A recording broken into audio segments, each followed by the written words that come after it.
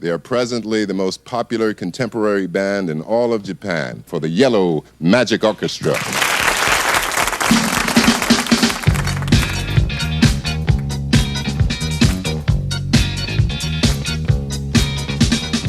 Как музыкальный коллектив влияет на людей вокруг себя? Как различные треки вписываются в культурный код нации, в результате чего на произведения начинают ссылаться весьма отдаленные и в жанровом, и в культурном понимании личности.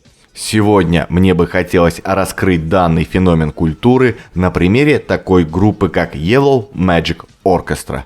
Группы, вполне возможно, оказавшей самое значительное влияние на всю современную японскую, а то и всю азиатскую сцену.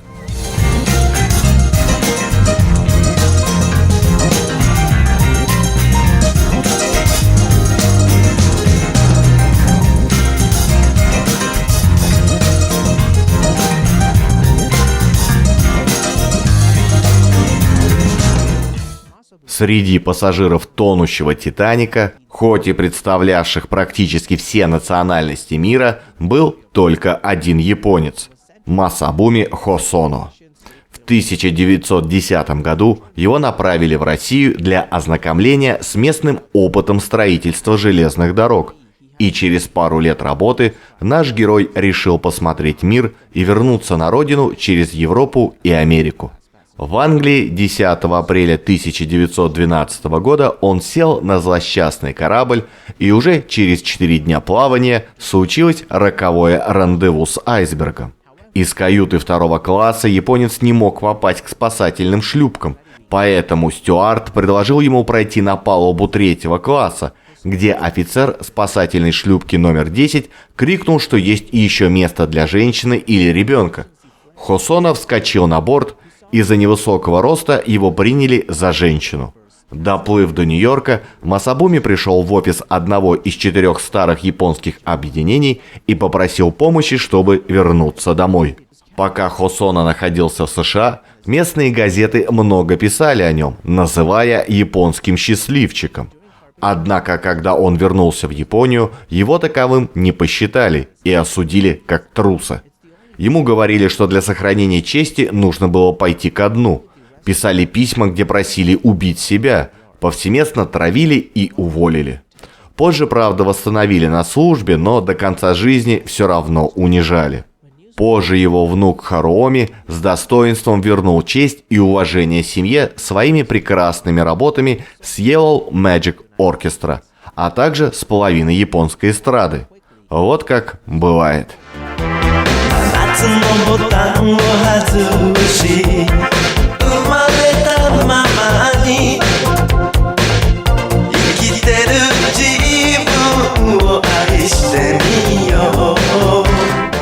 Каждый участник группы хорошо зарекомендовал себя в своей музыкальной карьере до того, как волшебная случайность вселенной свела их вместе. Харуоми Хосоно считается главным организатором формирования группы.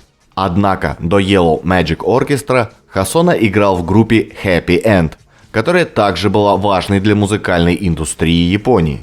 В частности, их дебютный альбом стал поворотным моментом в японском роке, который стал известен как противоречие японского рока.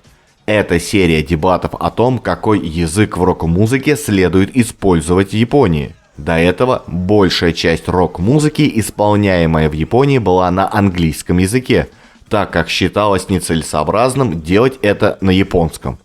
Успех альбома Happy End доказал устойчивость именно японского рока.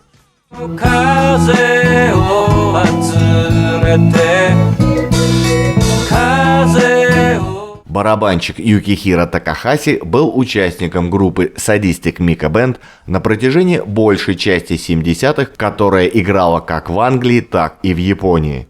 Эту группу постигла поистине роковая неудача. Это одна из первых японских групп, пробившихся на Западе. После неожиданного успеха в Англии первых 2 альбомов, они сменили продюсера на нового, работавшего с Roxy Music. который с совершенно непонятной ненавистью к японской музыке с целеустремленностью достойной лучшего применения стал вытравливать из группы национальный оттенок, придававший их звучанию своеобразное очарование. И настолько в этом преуспел, что за короткий срок умудрился полностью вытравить из группы национальный колорит, и она стала играть как тысячи других безликих групп Запада. Неудивительно, что после этого их третий альбом полностью провалился. Отыграв пару прощальных концертов верным поклонникам, группа прекратила свое существование.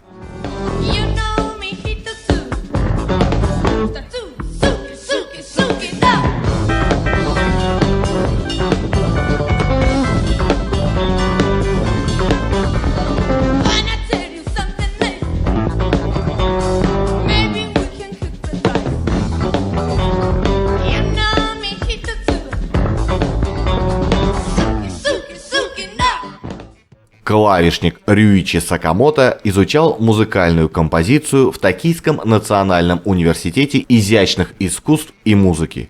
И уже до прихода в Yellow Magic Orchestra был очень опытным композитором и музыкантом. В одном из интервью Guardian в 2008 году Такахаши рассказал, что он и Хосоно называли Сакамото профессором, поскольку он привнес свой опыт и знания в области музыкальной теории. Сакамото много экспериментировал с электронным оборудованием, доступным в университете, впервые взглянув на некоторые технологии, которые впоследствии стали основой звучания группы. И что дальше? На дворе конец 70-х, из каждого европейского утюга раздаются позывные Kraftwerk, немецкого коллектива из Дюссельдорфа, внесшего заметный вклад в развитие электронной музыки. Они изменяли своими технощупальцами не только музыкальное пространство, но и само понятие музыки.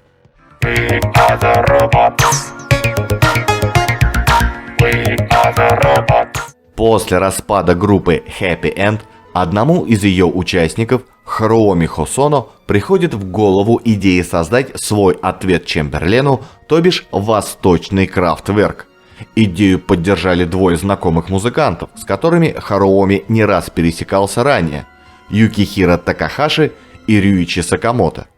Общий проект было решено назвать Yellow Magic Orchestra, где желтая магия была своеобразным стёбом над захватившим в то время Японию манией эзотерики и черной магии, но и не обошлось без очевидного намека на известный расовый стереотип о японцах. Задача перед трио стояла простая – записать альбом, смешивающий ориентально-экзотическое для западного мира мотивы с современной электроникой, достичь успеха на неяпоноговорящих территориях, после чего разбежаться. Амбициозные цели, но что удивительно, первый альбом разошелся словно крендельки в нью-йоркском бизнес-центре, и группе предложили гастроли и контракт с лейблом гигантами американского рынка.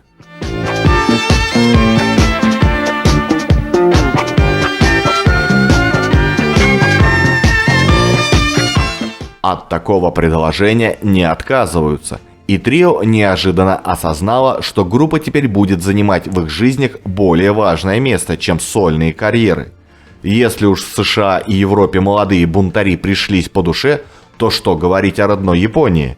Группа породила целый жанр – техно-поп, оказав на страну восходящего солнца такой же эффект, как и один известный потлатый квартет на Великобританию начала 60-х. О популярности группы может свидетельствовать тот факт, что японские бизнесмены среднего возраста до сих пор предпочитают носить прически кумиров юности. На родине наибольшей популярностью эта группа пользовалась почему-то исключительно среди старшеклассников и 20-летней молодежи. Девушки же по загадочной причине особой любви к такой музыке не испытывали. Парадоксально, что за рубежом публика на их концертах поразительно отличалась от японской. Никаких визжащих от восторга сопливых тинейджеров. Это была в основном уже зрелая молодежь, одетая в дорогие костюмы в стиле Дэвида Боуи со своими подругами. Но вернемся в начало. Собравшись вместе в 1978 году, они записали саундтрек к компьютерной игре, очень аскетичной MIDI для пищалки. Эта композиция, сыгранная на чем-то нарочито примитивном, была опубликована в дебютном альбоме группы и произвела фурор во всем музыкальном мире, а в далекой Великобритании она попала аж в топ-20.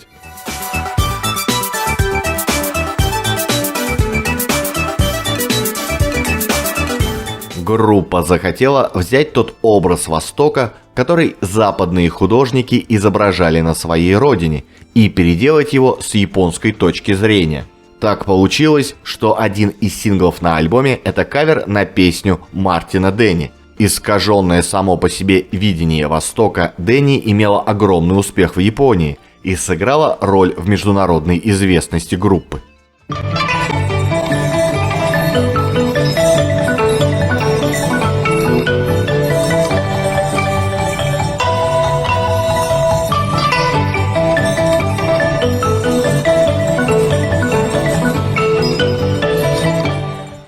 В 1978-м появляется первый официальный альбом, который получил одноименное название.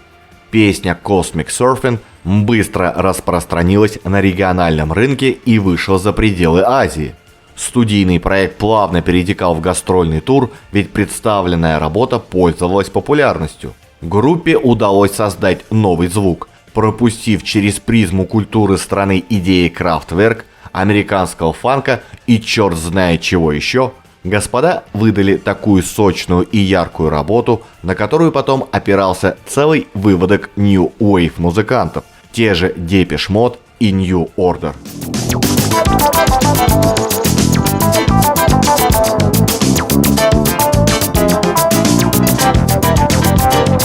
Вершиной творчества группы стал второй альбом, проданный 2 миллионами копий только в Японии. Треки из этого альбома, скорее всего, известны даже тем, кто никогда не интересовался подобной музыкой. Если даже вы не слышали их, то наверняка вам встречалось что-то похожее в какой-нибудь из старых видеоигр.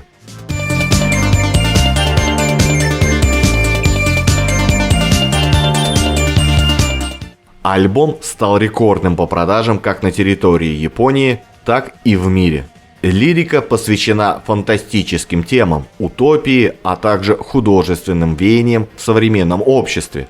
Среди главных хитов из этого сборника считается песня Behind the Mask.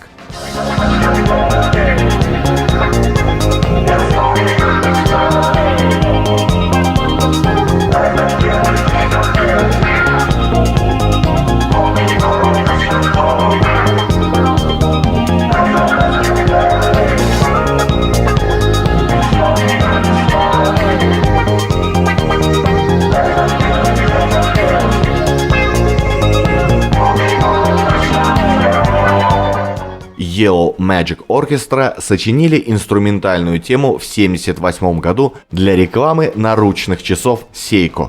Позже у нее появился текст британского поэта Криса Моздала, который озвучен голосом Рюити Сакамото, пропущенным через вокодер.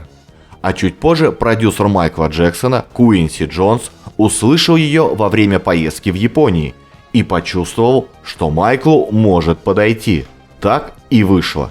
Джексону песня понравилась, и он решил сделать собственную версию, а Сакамото дал разрешение дописать текст и музыку. После доработки вещь полностью изменила смысл. Она стала обращением к возлюбленной, которая прячет за маской эмоции. «Мой замысел был совершенно иным», комментирует Крис Моздал в одном из интервью. «Я говорил об очень деперсонализированном, контролируемом обществе, будущей технологической эре, и маска обозначала скованное, безразличное состояние. Но хорошо, пусть будет и так». Сакамото, Моздал и Джексон договорились разделить авторские права, но в дело вмешался менеджмент группы, и песня на альбом «Триллер» так и не попала. Впрочем, на этом история не закончилась. В 1984 году вышел альбом клавишника Грега Филлиганса, где появилась та самая версия Майкла. Надо сказать, Филлиганс плотно сотрудничал с Джексоном с 1978 года и участвовал во многих его проектах. И история умалчивает, как удалось обойти вопрос с правами. Официально на альбоме Майкла Джексона песня вышла в феврале 2011 на сборнике «Майкл», год спустя после его смерти. Можно только гадать, чем ему приглянулась эта песня, но именно она стала саундтреком, под который фанаты прощались с артистом. Итак, она окончательно стала песней о любви к человеку в маске, которая была его собственным лицом.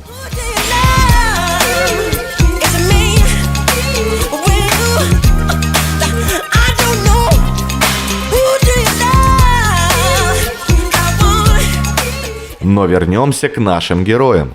Музыканты буквально одержимы в использовании всевозможной электроники и в частности синтезаторов и микропроцессоров. Для многих тысяч зрителей, собирающихся со всей Японии и которых трудно удивить последними достижениями компьютерных технологий, наиболее привлекательным в концертах этого ансамбля является не музыка сама по себе, а фантастическая электронная техника для произведения такой уникальной музыки в сочетании со световым шоу с использованием лазеров. Оркестр волшебным образом быстро приобрел широкую популярность не только в Европе, но и в США, где электронная музыка всегда была менее популярна. Кроме тех основных участников группы, для помощи были привлечены дополнительные музыканты. К примеру, неофициальным четвертым членом группы стала Акико Яно. Однако в конце 80-го года период технопоп завершился с ее уходом из группы. Справедливости ради, следует заметить, что во многом именно благодаря ее детскому необычному голосу и виртуозной энергичной игре на четвертом синтезаторе живые выступления коллектива были так ярки и интересны. После переезда в 1981 году в США она выпустила несколько альбомов со своей группой, из которых наиболее заметны 3 альбома в стиле электропоп. Все тот же энергичный полудетский голос с забавным типично японским повизгиванием перед микрофоном. С уходом новой волны и полной сменой музыкальных предпочтений в молодежной тусовке 90-х она сильно изменила стиль исполнения, который трудно отнести к какой-либо определенной категории. Теперь она совсем не пользуется электроникой и выступает на концертах лишь в сопровождении бас-гитары и ударных.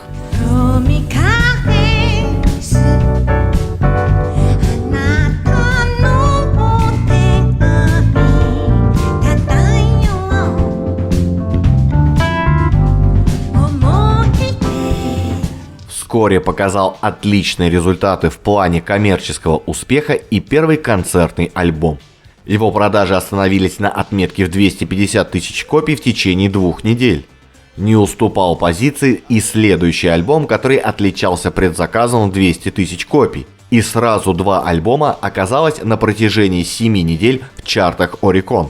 Это единственный случай, который не повторила ни одна группа Японии. В середине 80-х ребята часто экспериментировали с жанрами. Ярким примером этого считается одноименная с альбомом песня, которая является смешением электроники и ска.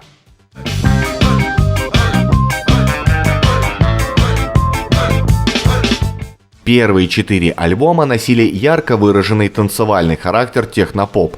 Причем из 4-го альбома новыми были только 2 вещи, остальное было взято из их наиболее коммерчески успешного альбома 1979 года.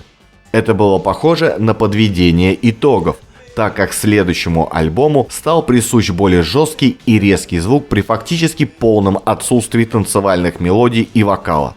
Уход Акико ознаменовал окончание поп-периода, и в творчестве группы стали преобладать психоделические темы.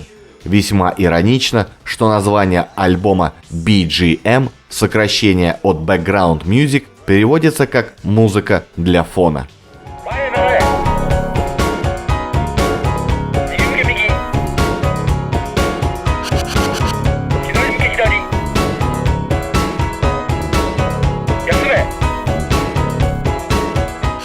Выпустив фильм-клип «Пропаганда» в 1984 году, музыканты решили, что настало время подумать и о сольных карьерах.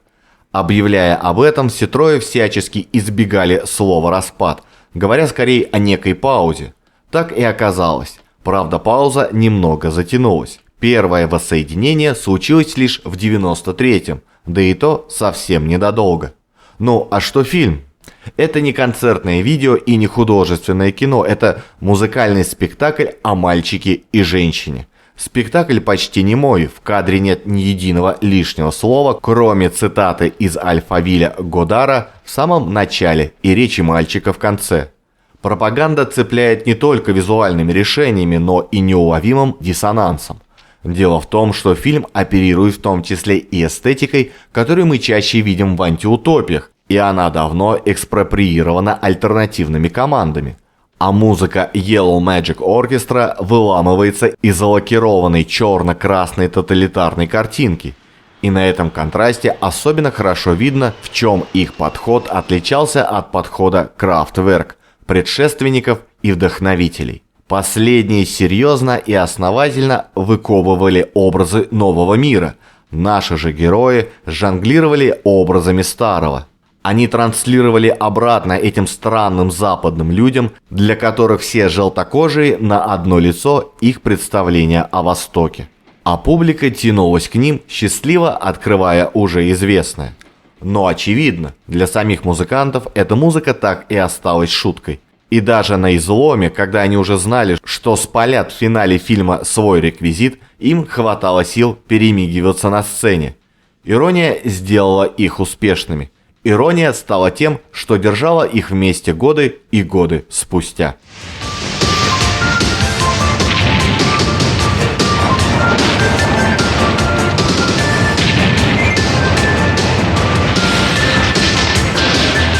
После прекращения своей деятельности в 1983 году каждый из 3 участников группы стал активным сольным исполнителем.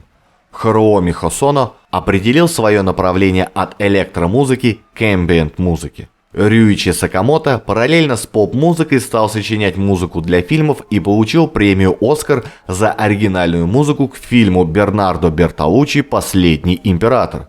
Юкихиро Такахаши увлекался поп-музыкой в японском стиле джей-поп. До 90-го года про группу как-то ничего не было слышно, а потом вдруг несколько лет подряд, прямо как из рога изобилия, и сборники, и ремиксы, и редкие записи с концертов, и парочка концептуальных компиляций. Оркестр вроде бы воссоединился. Хосоно, Сакамото и Такахаши собрались вместе, записали новый альбом, издали его с большим успехом на Эмми и вновь разошлись по своим проектам. По сути, все они с самого начала были самостоятельными музыкантами, очень востребованными в своих областях, и работа в группе, увы, никогда не была главным делом их жизни.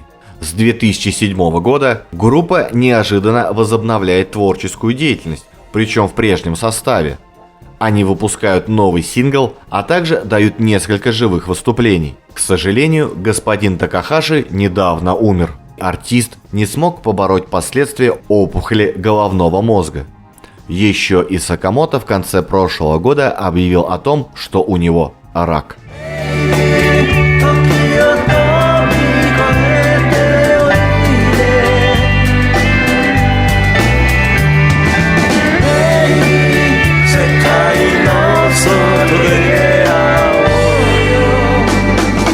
В воде Японии есть что-то такое, что дает людям, живущим там, особую творческую сверхсилу. Способность брать оригинальные идеи и смешивать их, формировать и превращать в новые концепции, которые являются уникальными японскими.